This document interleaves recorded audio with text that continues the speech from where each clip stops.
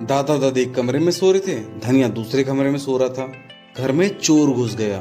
चोर ने देखा सब लोग सो रहे हैं और चोरी करना शुरू कर दिया। थोड़ी देर बाद चोर को शक हुआ कि कोई जगा हुआ है। उसने जाके चेक किया, दादा दादी सो रहे थे। थोड़ी देर बाद चोर ने नोटिस किया कि धनिया की आंखें खुली हुई हैं, पर धनिया कुछ बोल नहीं रहा। चोर समझ गया कि धनिया छोटा बच्चा है, डर गया होगा, इसीलिए कुछ नहीं बोल रहा।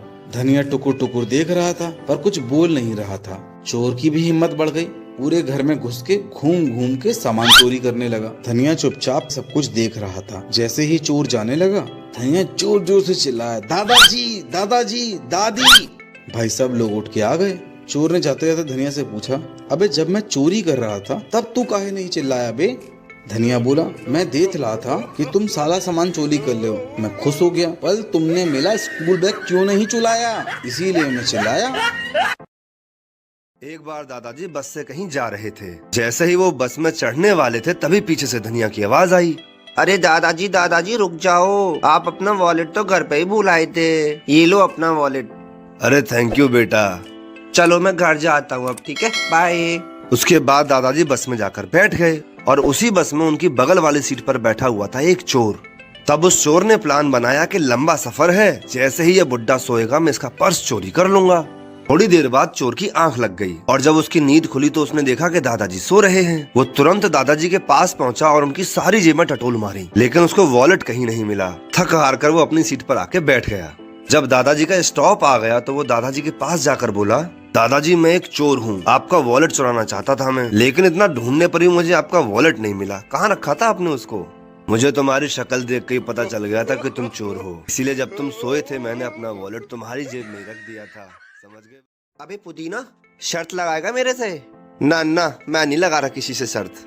अबे लगा ले, अगर मैं जीता तो मुझे बस 10,000 दियो तू, और मैं हार गया तो मैं तुझे 20,000 दूंगा।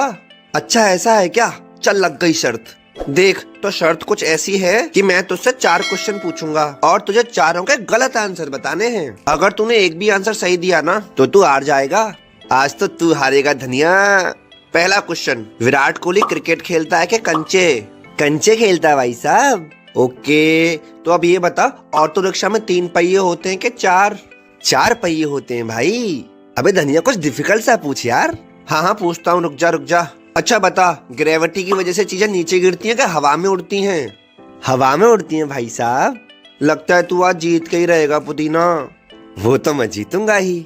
अच्छा कितने क्वेश्चन पूछ लिए मैंने? 3 पूछ लिए तूने। पुदीना ये तो सही जवाब दे दिया तूने। ला 10,000 दे इधर चुपचाप।